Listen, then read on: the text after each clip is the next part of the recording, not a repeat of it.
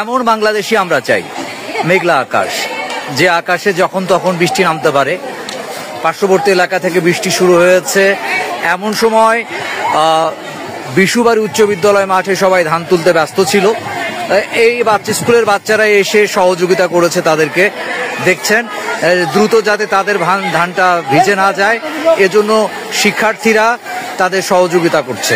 আসলে এমন সহযোগিতার বাংলাদেশ আমরা প্রত্যাশা করি, এমন বাংলাদেশই চাই যে বাংলাদেশে একে অপরের সহযোগী হবে, রাগ অভিমান জেদ ক্রোধ থাকবে, কিন্তু জনকল্যাণের জন্য, জনগণের কল্যাণের যখন বিষয় আসবে তখন সবাইকে এইরকম সহমর্মিতার হাত নিয়ে এগিয়ে আসতে হবে।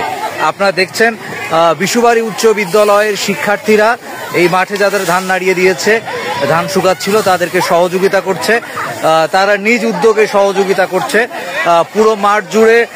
আপনারা আগেই জানেন যে এখন চাতালের খুব সংকট, এই জন্য এবং ধান শুকানোর চটার খুব অভাব, এই জন্য স্কুল মাঠগুলোকেই তারা ধান শুকানোর জায়গা হিসেবে ব্যবহার করা হয়। বিশুবাড়ি উচ্চ বিদ্যালয়ের বাচ্চাদের দেখে পার্শ্ববর্তী প্রাথমিক বিদ্যালয়ের বাচ্চারাও আসছে তাদেরকে সহযোগিতা করার জন্য। আপনারা দেখছেন যে বাচ্চারা কিভাবে কাজ করছে, শিক্ষার্থীরা।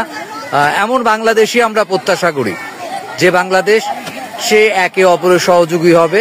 শুধু রাজনৈতিক মুক্ত হয়ে যে ডামাডোল চলছিল, আজকের যে সংকট, এরকম সংকট তৈরি হতো না যদি আমরা পরস্পরের প্রতি সহানুভূতি থাকতাম।